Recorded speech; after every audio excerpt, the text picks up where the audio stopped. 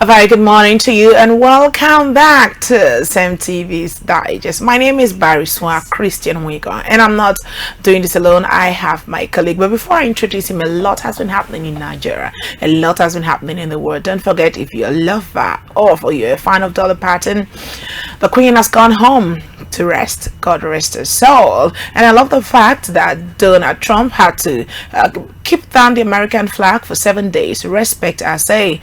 Such respect is actually what emulating in other countries, okay, aside from America. And today on the front burner, I will have a lot to talk about when the governor saying he's going to be taking off ghost workers.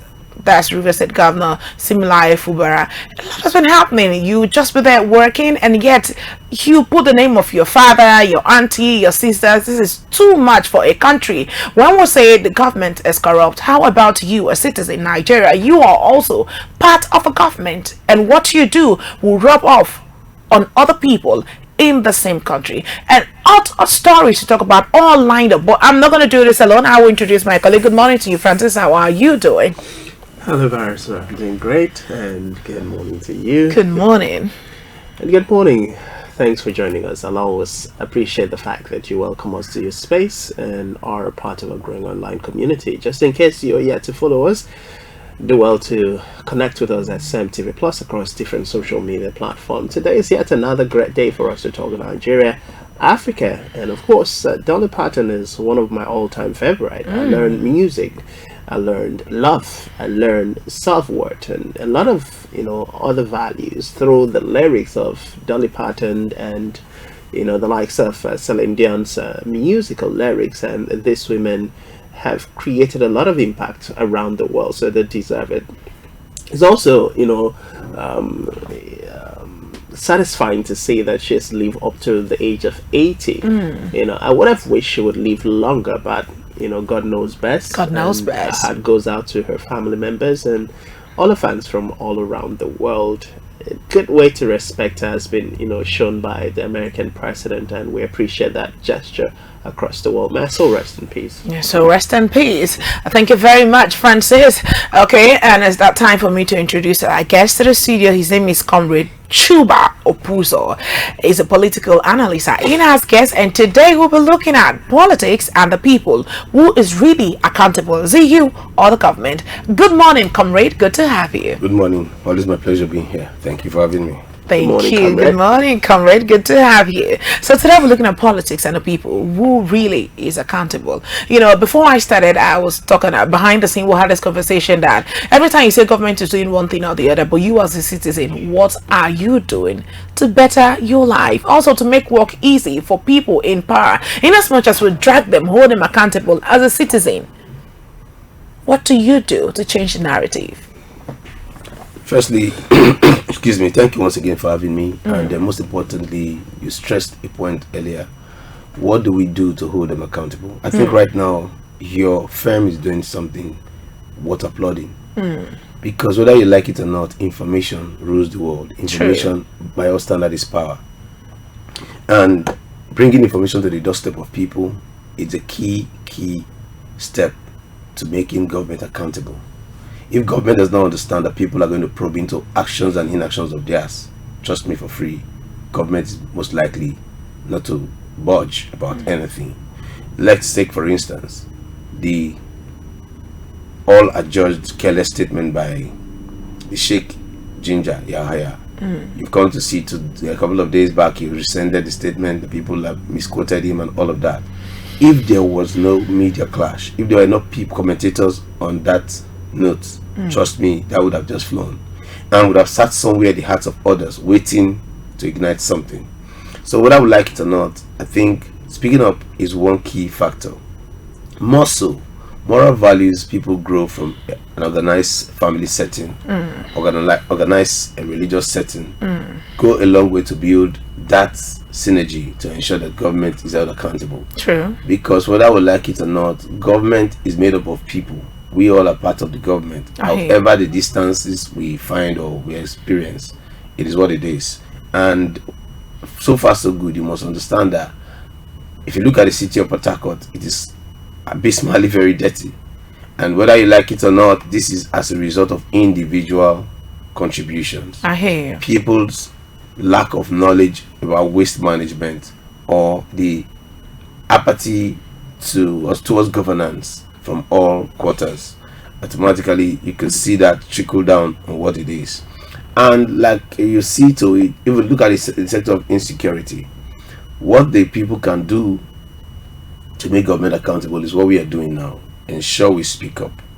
Nigeria is not America where everybody has a licensed gun. For a fact. People's ability to defend themselves only lies in their spiritual strength and possible physical training, not in respect to weaponry.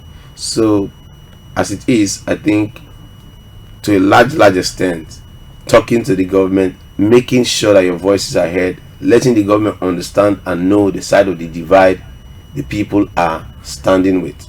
You saw the Nigerian Nigerian League of Catholic Bishops going to see Mr. President. They were telling Mr. President the outright obvious truth, and that's one way you could hold government accountable. You can no longer pretend that my aides didn't tell me. I have not read newspapers anymore. I get insulted, so I don't get there. You have met religious leaders who are responsible, who have proven themselves over time. The person who led that delegation in his time far back 1968 became the best graduating student, and I think had the best results. So whether you like it or not, you cannot feign ignorance that these people are sick people. They are not delinquent people. They are respected Nigerians. And if that is what it is important and imperative that the information of the truth about what the economy situation looks outside the government house, outside the villa, has been reported to the president firsthand. It is now up to the president to equally call a meeting and start to re-strategize, or equally pretend like he never heard or is not interested, or is very certain about what he has done or what he's doing that is giving him the kind of confidence and results he believes he wants to have.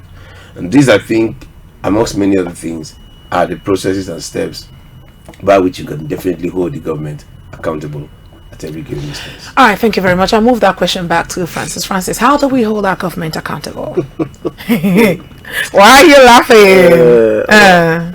I've always, part of the reason I had to shove the medical profession for journalism has always been because I realized earlier that what you do, what you say, and what you publish through books, has a whole lot to, has a role to play in how we shape mindset, how we shape individuals, how we set agenda for conversation, and how society can be transformed. And that's why I opted to be a journalist instead of a medical doctor. Now, how can we hold government accountable? By doing what we do, the fourth estate of the realm. That's why we're here every morning. That's why we're here every other day. That's why we curate content that seeks to ask the questions that everyday Nigerian, ordinary Africans, Americans, Indians, Asians from all around the world would want to ask their leaders on the issue of the economy, on security, on governance, on infrastructure, on health, sector development, in education, across board. And I'll always say, while we are the endangered species in this profession, because we ask the hard questions that other journalists who don't want to be perceived as being anti-government will not ask, is because we want the government to do better.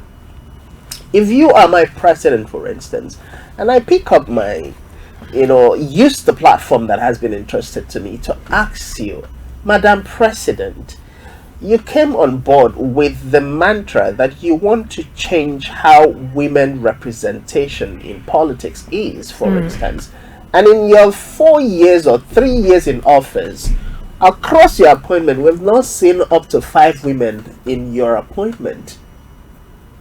I am not criticizing your government from a point of trying to destroy what you're doing. I'm taking your mind back to what you promised, the ideals, the values, the principles that you said you represent and that you were bringing to bear to give Nigerian justice, to give women a fair place, to share what they can to better the lots of all of us as Nigerians. But unfortunately, when we get to speak our minds, the first reaction from the incumbent or the people in position of power, primarily the attack dogs, is to brand you as an enemy of government, brand what you say as being anti-development or anti-government, and then attack you in more ways than one that you can talk about. But at the end of the day, what every person who speaks the truth to government wants is what government was elected to do in the first place.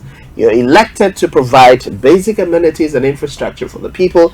You're elected to provide quality leadership for the people. You're elected to ensure that the resources of the country is adequately managed, judiciously utilized to provide the basic things that Nigerians need. And if you fail in any of these responsibilities as a leader, you have failed. Now, we can also understand the human tendency that you might have a good intention. I don't know, but I'm sure you must have heard the cliche that some people campaign with ideas that you stand and you interpret those ideas and you see that they have good intention for the people. But the moment they enter into the office, it seems, there's this cliche people use in the street. Say it looks like there's a certain ghost in Nigeria that once people with the right thinking faculty enter into politics, during campaign they'll be right, but the moment they are sworn in, that ghost just slaps them, and every right thinking ideas they had for Nigerians or for their state disappears. How true is that, though? And these ideas only return when they want to campaign again. They are done, not even when they want to campaign. When they are done. When they are done with office. I mean, we've seen different state governors come out to give ideas that, you ask question, what were they thinking when they were in that office? They seemed fine before getting into that office, but after getting into the office, they seem to have forgotten everything. Power and corruption. So, the human tendencies of the few corrupt individuals is going to be that. And that is why we continue to say, we need leaders who are strong enough to say no to certain interests, to certain people, without the fear of worrying about whether those individuals will support them for re-election. Because one of the biggest problems our politicians have, and why we have the state public funds being utilized to fund the luxury lifestyles of some individuals within our respective community, is because of that fear. So this person moved his block to support you into office, and you now feel like, oh, if I don't continue to fund this person, I will not get a re-election. Again. You forget that whoever this person is using, the block that he brought, he was a single person and still remains a single person. But if you bypass that person and invest in the people that he brought directly, and then let the people know that this money I am giving or using to build the things that you need collectively is what this person who brought you to vote me into office is demanding for his personal needs. So you can let the people now decide, going forward, do I want to come on the back of somebody to vote this woman as my president, as my governor, or I want to go directly and vote? Because if I vote through this person, the person gets all the benefit for himself and his family. But if I vote directly, this man is guaranteed, is assured that I and the people he is dedicated his leadership to providing the basic needs that we all need and we appreciate, will give him that trust directly without the interference of this person. All right, I hear you. Right, so put together. that is where we need to be in Nigeria. But asking for accountability, asking for transparency, speaking the truth to government is how we hold government accountable. And I would be lying to you if I say it is going to be a walk in the park. It is never a walk in the park. But saying it's never a walk in the park, for me, I think I'll play the devil advocate today, because aside from the government holding them accountable, how about the citizens? I'd like us to take a stroll to Nasarawa State, where a lawmaker went to the hospital, bought orthopedic bed and all of those stuff for the hospital, only for him to come back to check they're all gone. And someone in charge is telling him that is a mattress you bought. And the man is like, do I look stupid to you? Doctor, does this man know my words? Let's take a look at that scenario, and we'll be right back and we'll really delve into that conversation. Doctor,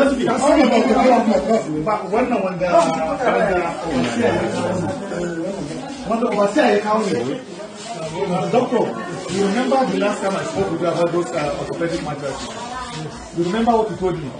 This man, do you know me? That's why they second I tell under the state domain, don't allow me to be very upset. Why are you lying to me? How can you tell me, this is the mattress I bought? Can I show you the mattresses I bought? I bought it for my people. Now, why is the ceiling fans? Where are the ceiling fans? I bought more than 50 ceiling fans. The standing fan, I bought about 40. Where are they? Look at the condition of my people. You are telling me. I'm coming now. You are telling me. Excuse me. You are telling me, Chewa, you are taking the Government is for the people, by the people, right?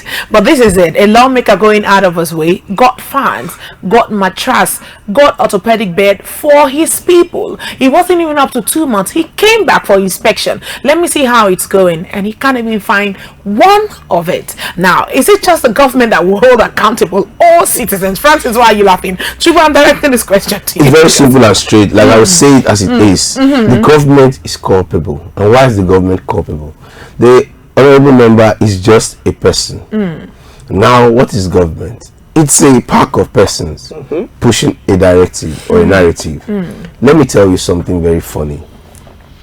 You heard the sarcasms that took place in the Osun election, and you heard the governor say he received call from Mr. President. You heard say, I think the FCT minister called him at some point. He has received calls from people. Listen, that is what I'm talking about, a failed system. And this is one of the very many failed systems, events that occur in the failed system that make you continue to use the phrase a failed system. Now, if the medical director of the hospital is arrested, prosecuted as it ought to be, and possibly jailed as it ought to be, I think it will serve as a deterrent going forward. But I can tell you for free that this lawmaker might not be able to do either of those things. And why is that so? Almost all our unions are already cult driven. You'll find out that the medical profession will gather around the doctor. It's not the first. The next thing you'll be hearing is somebody has done it in Eastern Nigeria, somebody has done it in Western Nigeria, somebody has done it in the South. So why is it this issue that is different? Now it brings us to the very all important situations. The general hospitals and medical centers are supposed to be places where the common people should be able to have some subsidized level of treatment. Fact. And upon that strength, an honorable member thought it wise to get some basic amenities into that space. But we all know what is almost the reality today. You go to hospital, you are referred to private hospitals for tests, you are referred to private hospitals for everything you want to go do. And if a situation this clear now on national television, you will be surprised that if you go through the entire reportage, the name of the medical director will not be in the public space. The man that was accosting the honorable member, telling him these were the beds you bought, his name will not be furnished. And I keep saying that when there are no consequences for bad behaviors will become the norm. And that's where we are as a people. Because whether you like it or not, someone is still going to come from Abuja. Supposedly, party is supreme, as it were in politics. You hear the phrase over and again, party is supreme. And if party is supreme, somebody that they talk to, the chief medical director and the powers that be in that hospital, or the people that bought these amenities, these facilities, or the people that were beneficiaries of those facilities, they might be interwoven with the powers that be. And before you know it, what you will hear is, let it slide, they will get it back. and we move on from there like nothing happened. That is to let you know that tomorrow the doctor is posted to the national hospital, he will do same, because why? There are not going to be consequences. And at the end of the day, you talk about the people of government. The government cannot be taken from the people. If a government is willing to do the needful, people will follow. Have you imagined the kind of crimes that occur in the American states? The crimes are among us. But do you know what I tell people? You have to be very intelligent and dogged to commit a crime in a system like that. But here, the dullest of fools will commit crimes. You know why? They are affiliated to some persons. But it doesn't work in that direction elsewhere. So at the end of it all, whether you like it or not, like the sitting president used the phrases in 2012 and 2014, the buck lies on the table of the president. Because whether you like it or not, if he is aware of such a situation, or the supposed many aides in their numbers, senior special advisors with so much influences, are aware of an information of a situation like this, and they stand their ground, and the needful is done, which is somebody has to be the fall guy. Somebody has to take responsibility for this level of wickedness, because it is wickedness. Yes. And now, if somebody is the fall guy and takes responsibility, and something happens, whether you like it or not, I can tell you that it will go as a deterrent to so many people. What we are living with in Nigeria today is religious awakening and consciousness. Outside of that, there's the outside of conscience, the system is failing on the daily. Are you saying if somebody is held accountable, a fall guy for the situation now, it will stop other people from trying to do the same thing? I'd like you to know, I'll take your mind back to the fake agency that happened, Matthew Denny. He's now in custody, right? And they are investigating. And head of civil service Betty had to go all down for it, saying it hasn't happened before. But now, recently, 3 fake agencies has resurfaced. I want to ask you a question. So now you see, you're only indicting. You say you want to play the devil's advocate today, but you're only indicting the government over and over again. How does the fake agency occur and happen and starts to stay inside the VMA? No, you said now a fall guy. What we're talking about a deterrent is this. Now you're talking about the fake agency over the Matthew. Now I want to tell you something. Is the investigations and findings as transparent as the Nigerian people want it to be? Have we talked about, okay, now for this length of time we are yet to know who signed the signature, who paid the signature to provide an office for Adeyemi? Is Adeyemi the one that provided an office for himself inside the building? Is he the one that made the arrangements for him to be able to receive foreign envoys and even the deputy speaker? Come on, who did all of this? If listen, we're talking about accountability and corrective measures. If the right corrective measures are meted out, people will understand. What I see in Adeyemi's case is a charade, is a Nollywood drama. How so? Yes, it's a Nollywood drama. Let's call it spade a spade. Okay, I want to ask you, is Adeyemi Mr. President of this country? No. Is it the chief of defense staff of this country? No. Is it even the main security warlord? No. Then how did they have the capacity to get all of these things done? Now you say you're investigating for how long? It's a clear-cut issue. Somebody officially gave Adeyemi approval to have that office as his. Someone made funds available to get that office furnished. Someone only pushed the buttons for that budget. Adeyemi's budget to be able, Adeyemi's agency to enter into the national budget. Are you trying to tell me that the 109 senators and 360 House of members don't know how to read? So whether we like it or not, listen, that is not even an issue or a case as a case study to cite an issue like this. What we're talking about is this situation has occurred. This is the reality on ground. And what's the reality? Somebody has acted so evil. That is, somebody can be considered anything that is painful as a word to be used on that person. That beds that are supposed to keep patients better, a better environment where you should work, to the extent of ceiling fans and standing fans. Ceiling fans that sometimes, you know how we go to the hospital, some people are for fire burns, they're talking about heat, they're being found here and there by hand, and what will ease their pain? And that is why it goes to equally ask questions, like I said, the system. And what's the system? Government. Because today you can see a doctor watch someone bleeding profusely and die because the person has not had the money to deposit for the treatment to commence. It's not a commercial, it's not a how do you call it, any charity organization, because Nigerians are not responsible enough to pay their debt even when they are assisted. The system has equally grown to a level that the doctors who say their primary service aim is to save lives, you can see that is one of the that's one doctor. What that person has done, is it in any way tantamount to saving life? It does not correlate. So for me, I want to say very, very emphatically, don't bring the DME issue here. See, many Nigerians are just watching. For us, is a movie being played out, and until we get to the end, and possibly, listen, they said it's not just about rolling out a judgment. It's for the people to equally perceive that justice has been meted. So far, so good. The Nigerian space, the Nigerian populace are not saying anything of such. Don't forget, at the heat of this discussion, we had a chief of defense staff of the president dragged into this discussion to this level. Now, in the middle of it, the only person that was available to make a statement to say this was the person that went to bring the money, this was the person that gave the money to go and give the person the money, after that statement was made, the person mysteriously dies, the hotel is mysteriously bulldozed down, and then he has all the power. Then they need Mr. President. So let's not go into that discussion. Let's not make it let's not cite that as a reference point concerning what we're discussing. For me, this is one event or incident that should be addressed as seriously as we pleaded for those who imported fake fuel in 2019 to this country. People imported fake fuel. Do you know the process for people to get into this country? Okay, people are talking about, if you want to buy cars now, importation is the custom is what is making the cars costly. Now I'm talking about the mainstay.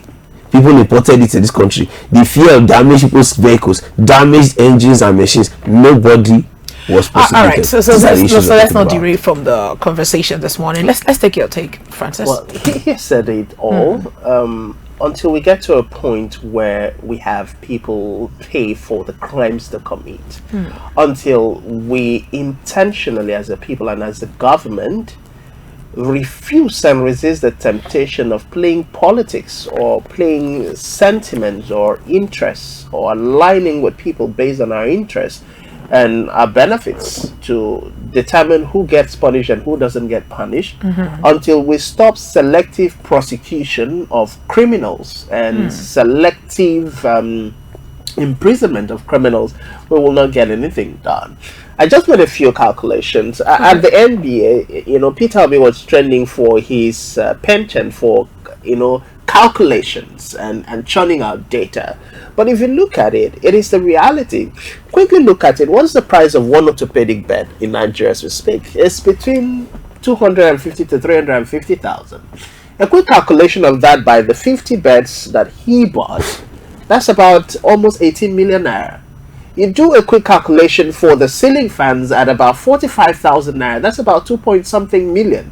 You do that for the standing fan, that's another 7 point something million. So if you put that to logistics, to the manpower of fixing those things, you're looking at about 50 million being expended. So government contracts, don't forget, government contracts are bloated. Okay, so let's assume we stay with 50 million for that particular facility. Okay. 50 million expended, and in just 2 months, one individual or a syndicate of officials given that hospital took them out, sold them, and then they have the audacity to look the man who bought it for his people to say, look, this is the bed, as if the man is an illiterate, or as if the man does not know the beds that he bought, or he does not know the difference between an orthopedic bed and a regular mattress. And then at the end of it, like he cited, nobody is going to be prosecuted because he is tied to the apron string of one political godfather who will say, oh, this is my boy, or this is not my boy. So, why will cases like this continue?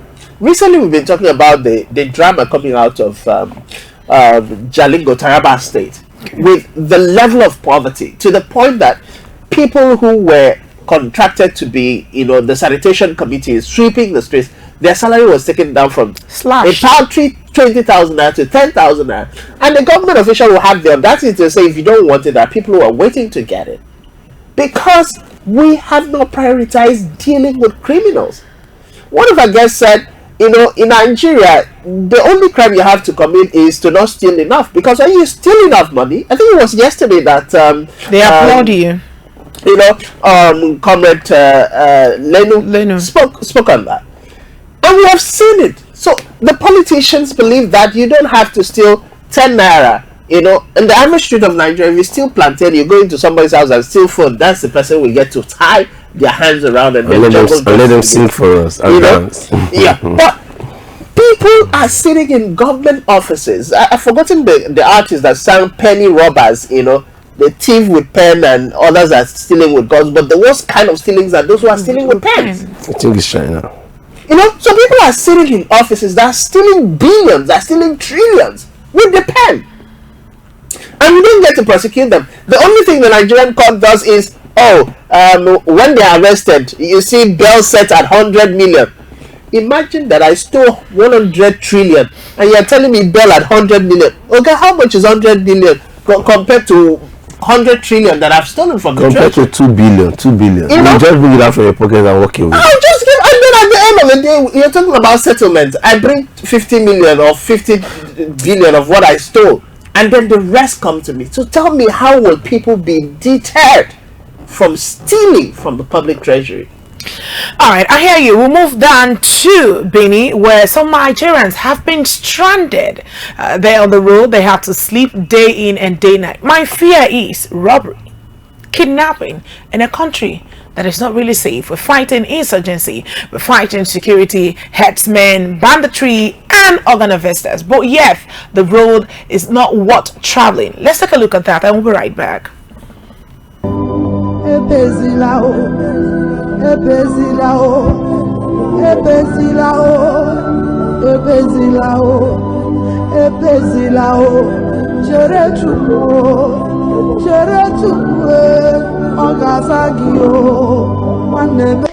Good morning. This is me reporting from Agbo Road.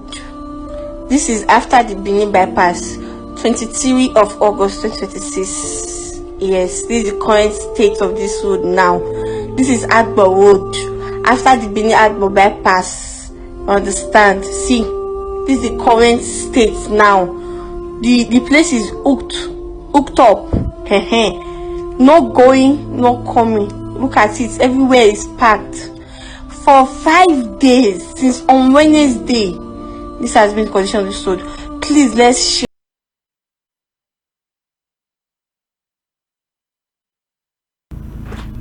And this is Nigeria, where you see every road that's supposed to be worked on is being contracted to one person or the other. But yet, people that are supposed to fix this road just sit quietly. Days ago, the president sent David Umahi, Minister of Works, to go take a look and see what's happening. And after his visitation, he's threatening to take off the contract from that particular contractor and give to another company. What's your take, Mr. Chuba? You see, the Benin Agbo Road, it's one very vital road that has almost always been in that state, and it is pitiable that administration in, administration out, they have been unable to address it. But while we keep calling government out at different administrations and at different times, this is one administration that we will call out with our full chest. We have prioritized a super highway worth 15 trillion. That, whether you like it or not, its importance, it's not something we can downplay. But the truth is, there are existing routes that people have used over the years that are in deplorable states that should be prioritized first. When these routes have been prioritized, then we can now start talking about new routes. But no, like I said earlier, government is so concerned about our aides, giving them information. Government is not even interested in getting the truth. They like the sycophantic applause of beneficiaries of the administrations. If not of that, what is the essence of this kind of super highways we are looking at right now, worth 15 trillion, as against clear-cut roads that we all know that Nigerians have used and it has served us over the years, and they have become death traps. This Benin highway is one. I was so happy that that young man did that video where he had to take a bike, come down from there, trek more than an hour before getting a bike, and now left. He was taking a shot of himself, tagged everybody that needed to be tagged. People blew it out of proportion, and I think that's what led to the president's what's it called, awareness about the road or information about the road. Now, one would have expected in a country that is sane that when you talk about an emergency, like the kind of emergency with which the House of the Senate passes bills for the president, less than 24 hours, bill is passed, budget is appropriated, and they move on. One would have expected that kind of urgency on a road like this, and at a time as such. Look at how deplorable that road is, and imagine people spending 5 days. You could see from the videos, these were not acting, they are not just being trying to be critical about government. You saw a mature woman getting a sachet water and taking brushing her mouth, her tooth, early in the morning, because this is the reality that Nigerians have found themselves. What is their only crime? That they are Nigerians. What further crime that may possibly they sat back telling themselves that whether we vote, if we don't vote, nothing will happen? And that's another crime many Nigerians are committing unknown to them. So it is time for us to really look at government and realize that we have had administration upon administrations, and one of which I would say this administration had not been really, they have been abysmal in their performance. They have not been serious with the welfare, the security, and all that is concerning the average populace. I think for free and for certain, this is the reality, and government needs to do something, and does it fast. This road is so vital. I mean, that's Agbo bypass is so vital about transportation within the southeastern part of Nigeria, the southern part that goes from there straight to the northern part of Nigeria, because you go through there, you enter into Onitsha, and you face Enugu and all of it. So whether we like it or not, this has been an existing route that many commuters and drivers know and use. Yes, they might have interest and good plans to provide routes even in the air, and possibly an AI road that will make us just appear and disappear. But for now, let these roads that the people are used to and are using be functional. And I think so far so good. It goes beyond talk, not about talking about taking the contract from the contractor, but like I said, inspection and making people pay for wrongdoings. Before this contract was awarded, was this the level that the contractor made you to understand that the road will be at this point in time if you say you have awarded it? And if it is not, I think it's time for now a review, and people should be paying back. But if people are not meant to, I mean, like we have stressed again, there are no consequences for shortcomings or errors. You might be so surprised the contractor has put this money into forest. He has possibly shared the money with government officials. These are allegations, possible things that are happening, because if not so, if they were working as the auto, permit me to just narrow it down. Like you see the Rumola Bridge. For a while now, that bridge, the Jonas said they are doing is, I mean, I don't know, they have been working on that bridge for only God knows when. How long are people going to suffer? Government is just so relaxed to see to it that Nigerians are suffering without any consciousness to aid to abate the pains. Look at a small portion of a bridge that people, listen, we have seen people walk. I tell people every day, I'm not a fan of any politician, I'm not a fan of any political party. We only do our analysis, and when people do right, we applaud them. When they do wrong, we call them out. When Akpabio was governor of Akwa Ibom State, to a large extent, the Nigerian State was hosted, and we had the opportunity of being in that forum. He made a very clear-cut statement. He said, go out of the state, anywhere within the capital territory, wherever you see that there is a bad spot, in 15 minutes, he said in 15 minutes, they will be there, and in less than 48 hours, that place should be fixed. And I think throughout his tenure, to a large extent, for the much time we went to Oyo or something of that nature was visible. Now we're looking at I narrowed it down because we had your studio and we are domiciled there in River State. Yeah. Look at Rumola Bridge. It has been there for so long. I think same is happening at Artillery. Let the government do the needful. All right, Francis. It took the Edo youth to come all out to protest before David Umahi, Minister of Works, was sent by the President Tinubu to come inspect this road, and he's saying take off the contract from those people if they are not ready to do the job. And millions or billions have gone down the drain, yet the road is still dilapidated. Who is the Minister of Works asking to take off the contract from to who? Is that the one that is supposed to be in charge? And if he was in charge, like they all claim they're in charge, they're super ministers as they are, like somebody said he changed the code directly from Mr. President. If they are super ministers as they so claim, I keep telling them, listen, this country is what it is. If he is who he says he is, he's not going to tell us if this person or if not. We are supposed to be seeing the contract clauses of that contractor. We're supposed to now know what are the measures government is going to be taking. Today is Wednesday. That a visit to that place was on Saturday, and about 4 days as we speak now, and nothing has been done that we can say categorically to say this is a concretized thing that was done. So for me, I just think it's all talk. Like we said, this cartel thing, this affiliation thing, when you are in a system, listen, this government and this administration, from the Buhari administration, permit me to digress a little before you speak, I beg your pardon. No, go ahead. We had a man called Lawa Dara. He worked with Mr. President, the late President Muhammadu Buhari. And when Muhammadu Buhari was campaigning, he was in charge of his security. And after he emerged as Mr. President, he immediately made him Director General of the DSS.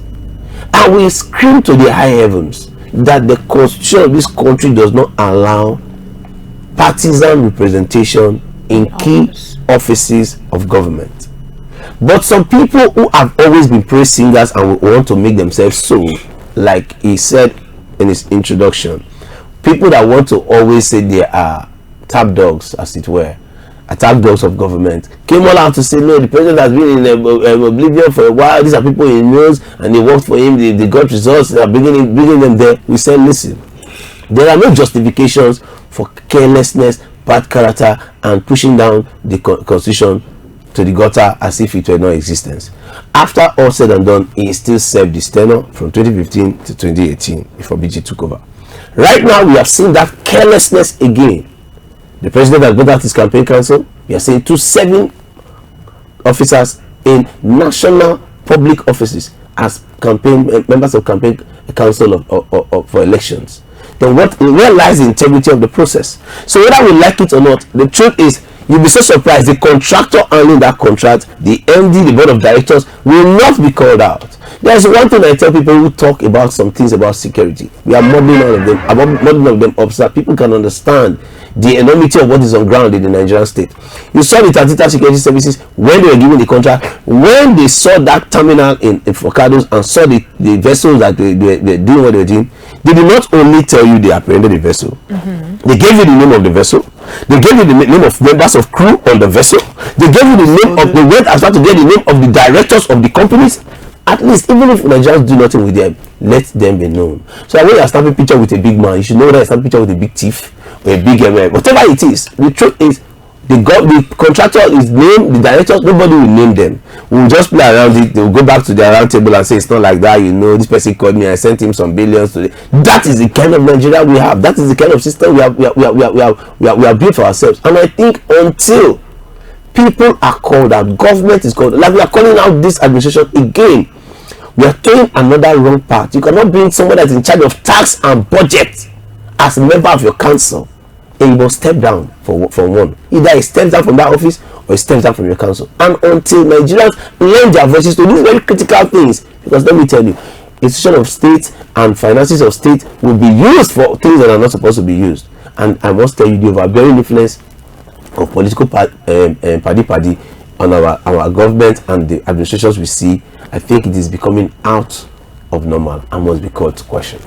All right, Francis. Clearly, from what Comrade has stated, Comrade Chuba has, spoken like a true Nigerian and a true patriot. Because when we talk about patriotism, we think it's some, fancy word that is painted on the green, white, green that represents us as the identity of the Nigerian country. But we forget that it is the actions, the decisions, and the intentionality to speak the truth where the situation calls for it that makes us patriotic.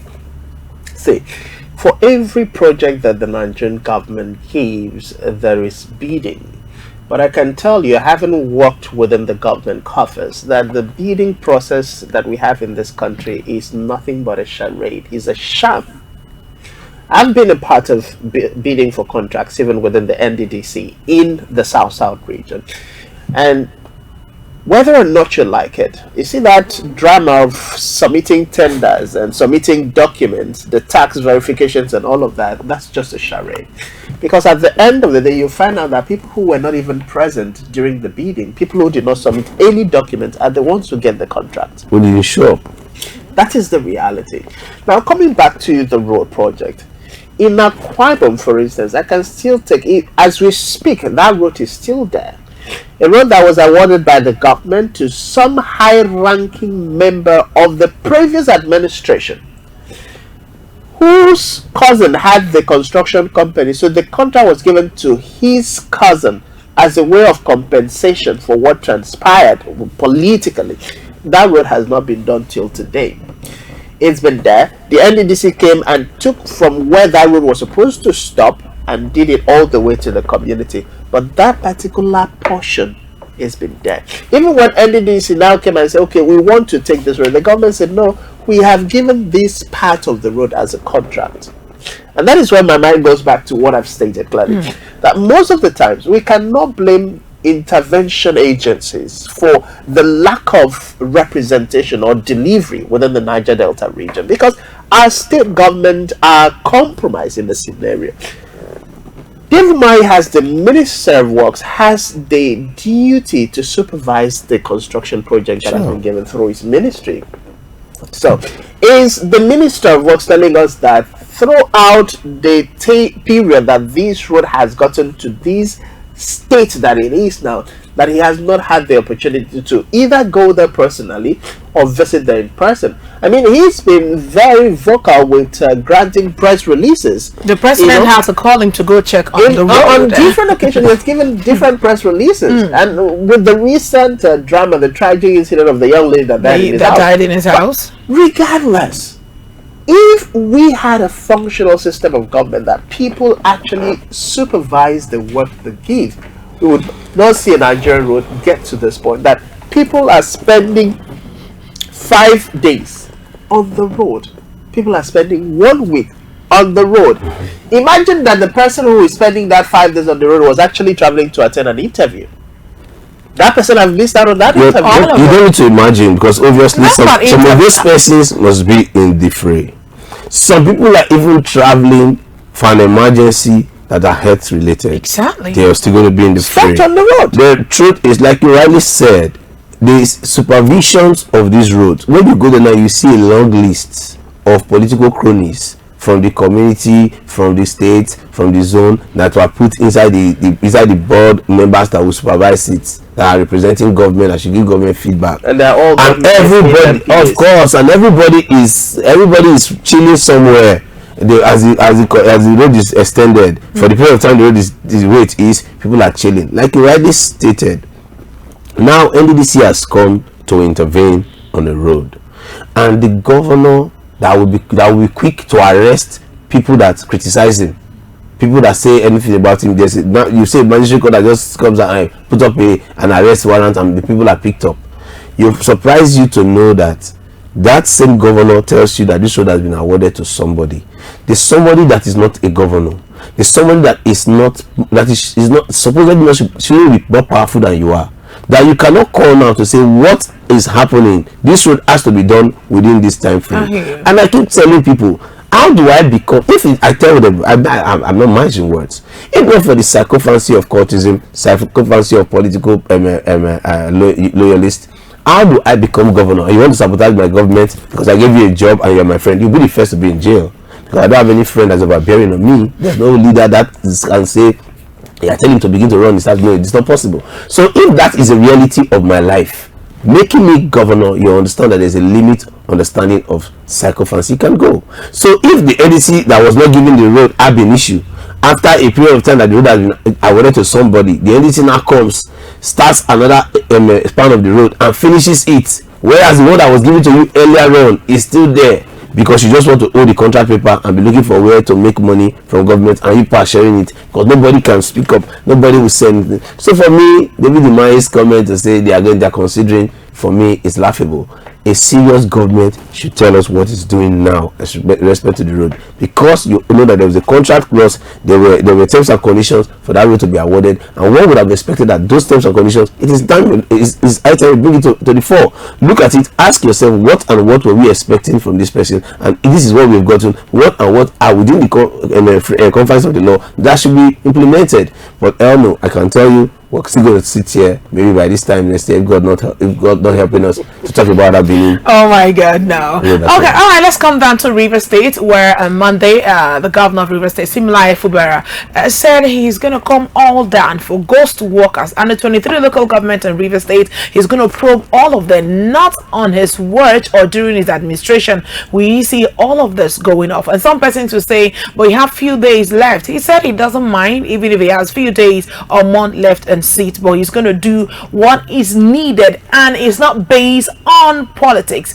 Going all out. He also said, as an accountant, I'm coming to check. I'm probing all the 23 local government, the ghost workers that have been collecting salary. All of them will be held accountable. Comrade Chuba, what's your take on that? I mean to say, with all due respect to the governor of River State, we were one of the people who believed he would have taken upon himself the toga of a new phase of Nigerian politicking, but I think he had the opportunity to do so. But from our analytical viewpoint, that's my view, he lost it. Because he lost it, now coming to break down on the necks of people, fine. It's an applaudable step to take. Ghost workers should not be encouraged, most importantly in government, because they're making the system overbearing you're becoming overbearing on the system, and I think something has to be done. However, what we quickly want to ask, it has come to the common man, the ordinary man, the strength and the office of the governor is now recognized, is brought to the fore. When the competition for power tussles and all in respect to politicking, when the common man needed a direction or a leader, the governor was in limbo. But however, I want to say, if he can do the needful, like he said he wants to do it, he should do it and should be applauded for it. Because if you're a ghost worker within the confines of any part of the state, I think you should be fished out, made to understand that you needed to work to be paid. You don't just want to sit down there, criticize them and say, if you're not, listen, because people don't understand work. Like you say you're working for government, you might not necessarily come to office as it were, because for one way or the other, for this nature of your job. Okay. But are you doing a job for the government? But if by all standards you are a ghost, like someone would say, only you are working in 3 local governments and maybe one particular name and all of that, whatever makes you a non-performing staff that's receiving salary from River State government, if they can fish them out, in the Jonathan era, at a particular time, 870,000 people were fished out. Yeah. And that was very applaudable. It was the first time in a long time we could see such. If Governor Similar Life believes he can pull that strings here and truthfully bring out legit names, physical people, accessible people, and bring them out to say these are ghost workers, and not just bring their names out, let there be a punishment to this effect. If something of this nature could be done, maybe we'll be remembered for that after his tenure in office. Hi Francis, when I was on the newspaper this morning, there's a story that came all out that most of the kidnappers and terrorists are using the names of their wives, their children, their relatives to open accounts and make all of money. Does this also look like that case? Because these are ghost people in form of banditry and kidnapping, but now coming to River State, ghost workers. And he said the 23 local government is going to go all out. He was first an accountant before delving into politics. What's your take on that? And stop laughing. Well, I'll start with the national, from the national scene. Remember recently the Nigerian police force came under attack when I think the ICPC conducted its survey and said the police in the list of the MDs that came up had the highest number of ghost workers, and we screamed. Now, if we examine the payroll of the different states of Nigeria, you find millions or thousands of ghost workers, thousands of ghost workers across the 36 states of the Federation and the FCT, because ghost working is how politicians settle their cronies.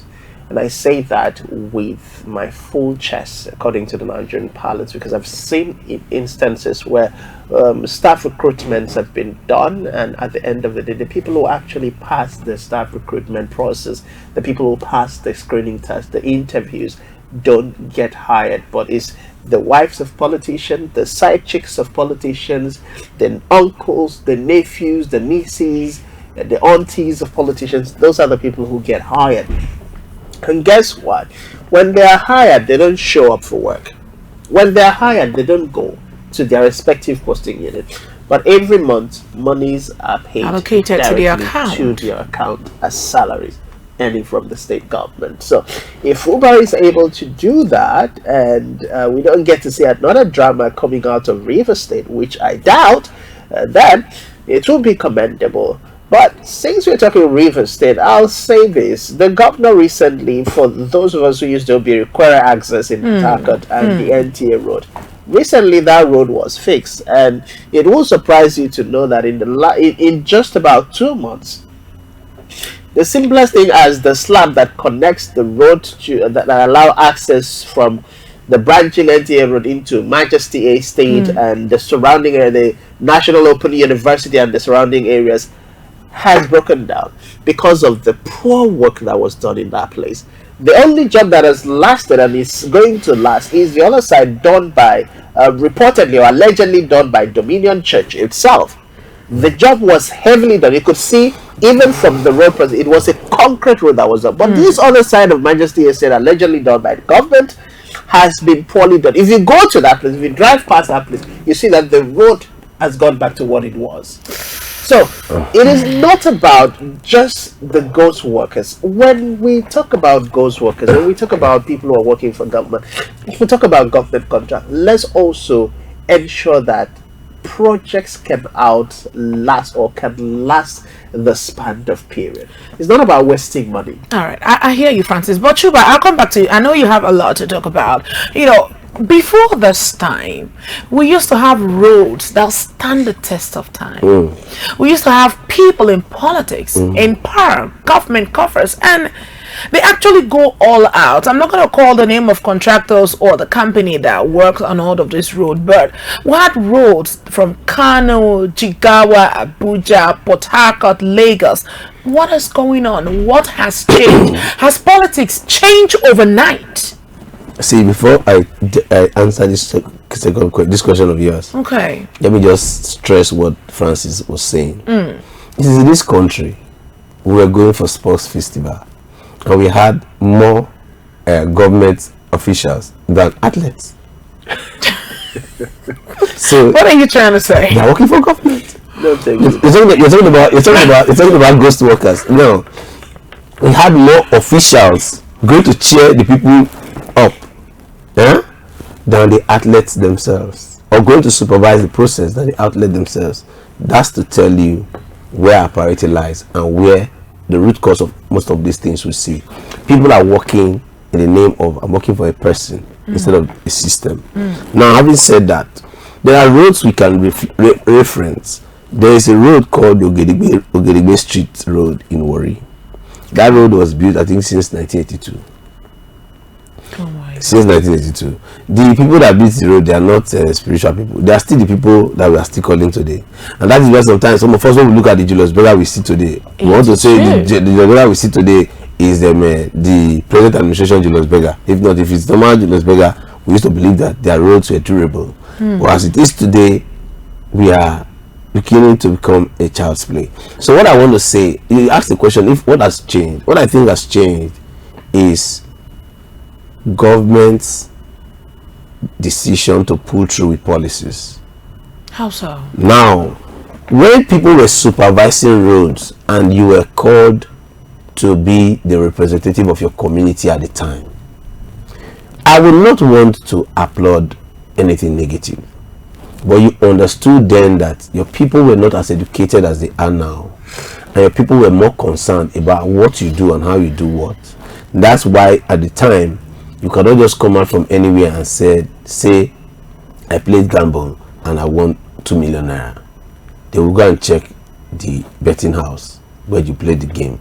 But the today life Nigeria that we are in, you can just do forex spiritually and you make 1 billion. Nobody has right to ask you any question. And because of those things, you find out that people are now beginning to be more of themselves. Communal life is dying, eroding us very quickly. And upon that strength, you find out that the people that are meant to supervise contractors are complicit. They are compromised. Where you are supposed to be using a 16 mm rod, people are willing to use 12.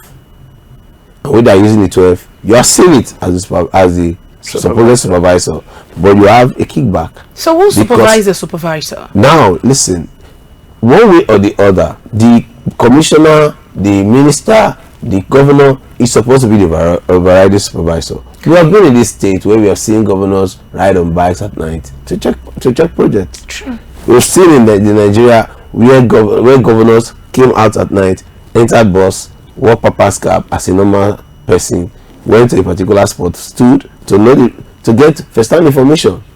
But because of the way the Nigerian demographic is today, we are beginning to see a complete disconnect. And these contractors equally know that the governor will not come here until you tell him that the job is over.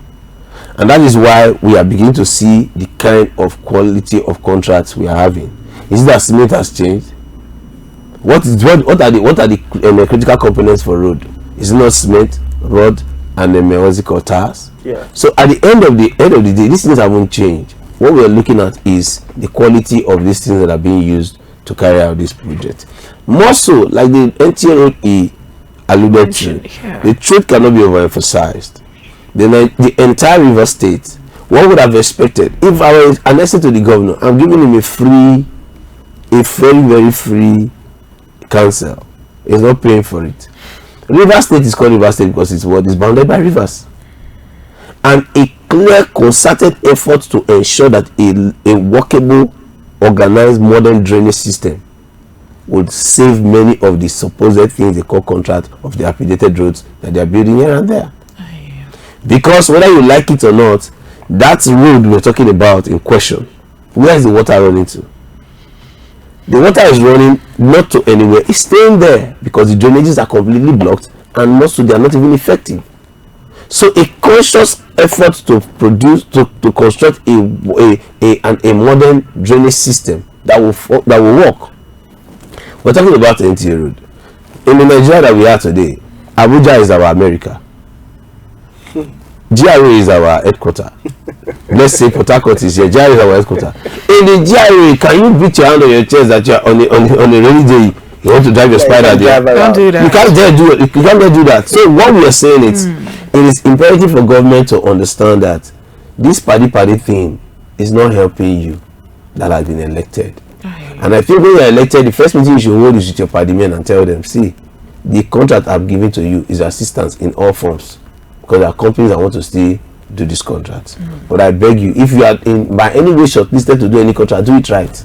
If not, I'll be the first person to cut off friendship by arresting you. And I can tell you for free that if people see that you are sincere, you are straight, they will do what they have to do for you and let the friendship continue. While you have an administration you can look back at and say, I did this. Outside the things that the people within the permit me, ask yourself, what are the durable things that the administration, that the political the democratic government from 1999 to today, what are the durable things that we can reference in this nation called Nigeria? What are the durable things we can look at from 1999 till date? What are the durable things we can reference? As I'm saying it now, your brain is running because you want to try as play the devil advocate, as you know, you're a government woman, so you work with government. Don't do Now, upon that strength, your brain is failing you. Do you know why? The reality is there are little unknown, and the ones you want to make mention now, people want to poke the cost and equally look at the time frame it has lasted, and you can equally go back. I just told you about a street as old as 1982. I am telling you of estates built in 1981, 1982 that are still standing the test of time very strongly and very well. So it is painful. It is. I mean, government just needs to know that the governor, the chairman, anybody you are, once you are given the responsibility of awarding jobs, in the midst of having supervisors that are cronies, make sure you put your eyes on ground to earn at least a name. Before long, we used to say, a good name is better than money. But in the present Nigeria, money is better than a everything. good name. But it's important that we equally must sell understand that these narratives must be brought back to the fore. Alright, so we'll move down to Lagos State, where protests erupt, where the pensioners took to the street saying, Governor Sanwo-Olu, you need to pay us our arrears as pensioners. You cannot take our money to Osun State and donate millions or billions to your party, all because you want to support them. But yet, pensioners in Lagos State are crying. Let's take a look at this and we'll be right back. If Someone can travel from Lagos State. I repeat, from Lagos State to Osun State with $1 billion to support campaign in Osun State for their candidate.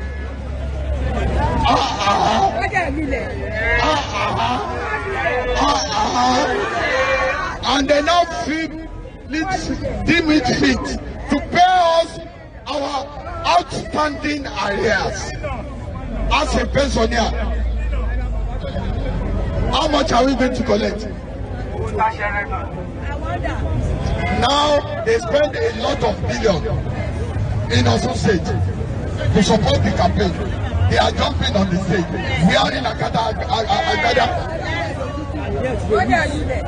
If Adeleke in Osun State, they should learn.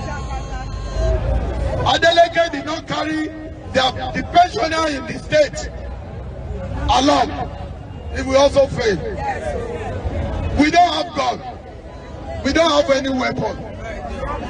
But what? We have our voters card. We have our voters card. Prepare your mouth.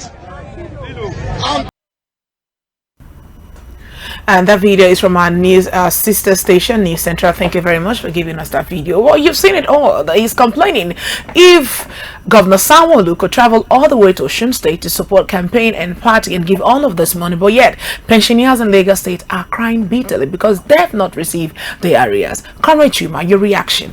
Very quickly, I want to take your mind back to 2022, where the then governor of Rivers State went to the same Lagos State.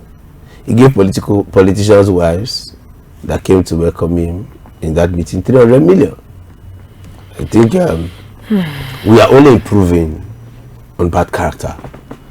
And at that point in time, we're lacking promotion in River State. Civil servants were complaining that they were not being they were not promoted. And there were arrears of some pensioners that were being looked at the time. But it flew. It passed because to people it meant nothing.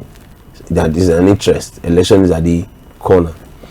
But it's a good thing it's coming from Lagos State. I think that's the what's it called? The powerhouse, the stronghold of the ruling party. And I don't think it's a good one for Sanwo-Olu because so far so good. He has not been dragged here and there.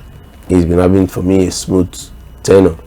But this one is one call that is important. But there are two things the protesters said that caught my attention. One is that they don't have anything, even God. But what they have is their voter's card. Yeah, but I think the only thing Nigerians have is only God. Because your voter's card, if nothing is done with the clauses in the Electoral Act, with the way the system is running, your voter's card will mean little or nothing, unless something is done on or before that time. However, it is imperative to state that this is a shambolic and a shameful situation. We must let public officers understand that there is a responsibility that is upon their shoulders to do the needful. It is so painful and pitiable. That is why when people come out to say, I cannot speak bad of government because at the point in time they gave me 200,000 or they gave me one scholarship to go somewhere, as though these things were gifts. If you are not a Nigerian, you are not a citizen, and possibly you are not qualified for these things, it will come to you. However, it is not out of place to applaud those actions, but it is equally very, very, very, very normal and justifiably so to criticize government when they err.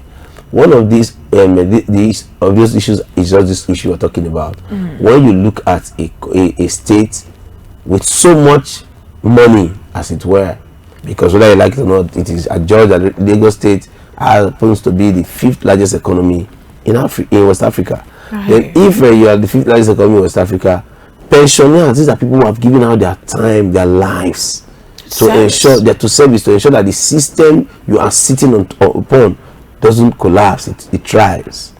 We agree. Some of you will say that's what we're talking about, ghost workers. Many people are ghost workers. What are they doing? It is just a system malfunction. But they have served their time. And I think that our parents should not be allowed or put through this pact of coming to the street on a regular to cry and fight for what is supposedly expected to have been a right, because I think they earn it. I thank you very much, Francis. You take. Well, at the end of the day, one of the reasons that some of us have chosen not to go into government establishments, because we've seen. I use myself as an example. I've had opportunities to have worked permanently within the government coffers, but I choose not to because I've seen my friends, I've seen family members give their best to the government of this country, and in their old age, when they should be, properly taken care of, they have to still suffer. I've watched as an elderly person, I've watched elders slump and die in the process of so-called verification for their pensions, the things they sacrifice for, and it messes up with your emotions, it messes up with your psyche, that you would have to give a government 35 years of your life. And when the government should give back to taking care of you, you are exposed to all level of abuse, all level of inhuman treatment, and the level of insult and insanity that happens in this country. And so when you do that, it raises a lot of questions, and I ask myself, is this what I will be exposed to after 35 years? At the moment where I should just relax and enjoy my retirement and with my family and kids, you're on the street carrying placards. Come to the street and start protesting for my pension. That should naturally, in summer climes where systems are working, I should not be heading to the street to protest for my entitlement.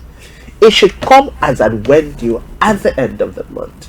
But because we have systems and we have failed institutions in Nigeria, you don't get to see that. And we use the excuse of verification to, destabilize the activities of this older generation.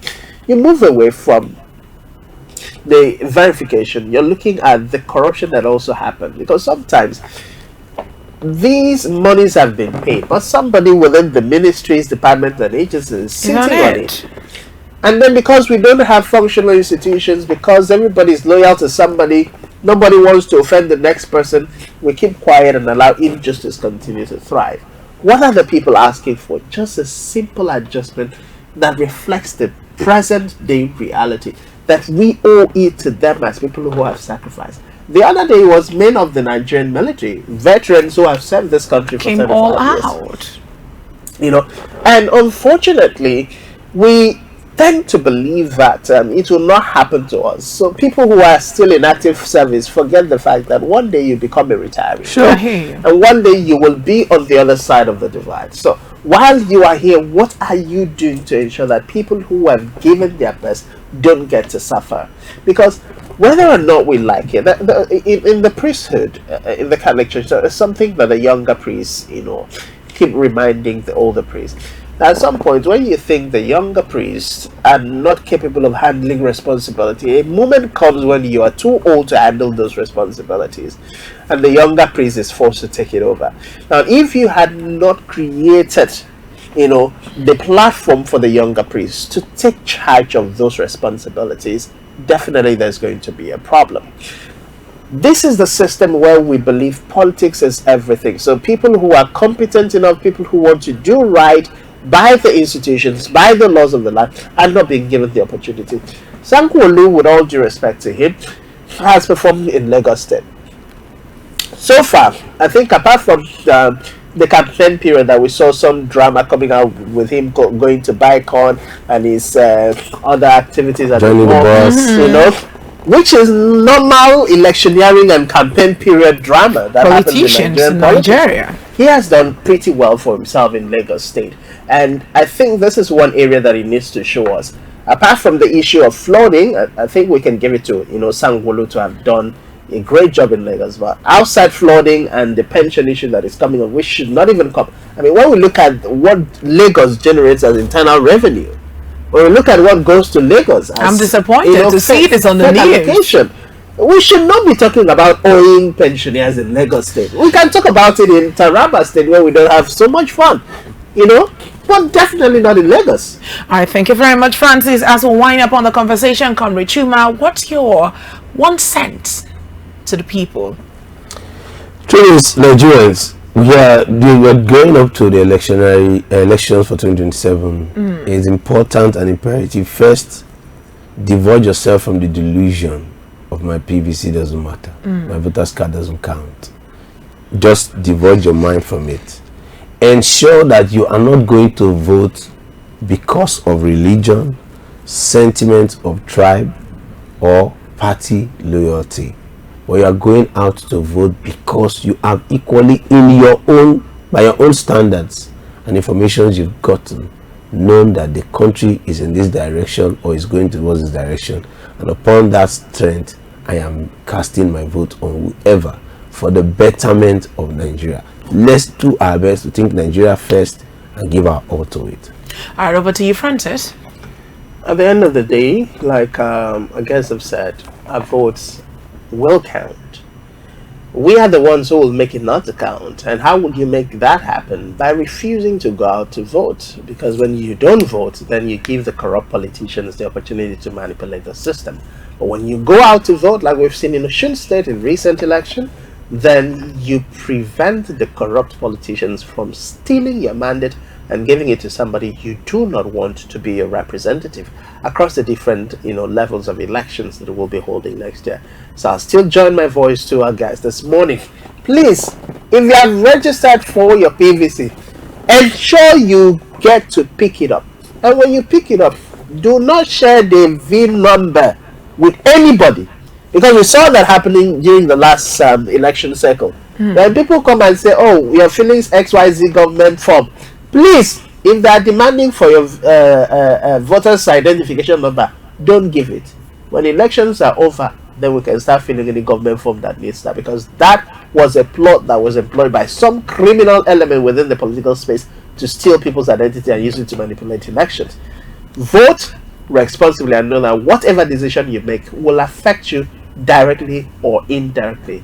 That's the decision that you have to make. And I'll join the gentleman in the studio to tell you that your vote matters. Don't let any politician deceive you saying the election has already been taken over or they've counted it all. Please don't let your vote go for a badu or a custard pail of corn, not even rice. Listen, if they give you 1 million naira, imagine how much will come to them. Your vote is your right. You and I can decide a better government for Nigeria. So go vote and vote your conscience. And this is the size of our package. My name is Bariswa Christian, and I'm not doing this alone. I have my colleague. Francis Oyemeded, many thanks for joining us today. Thank you, Comrade Chuba, for coming. Always Have a pleasure. beautiful day Thank and you enjoy for the having me. rest of our broadcast.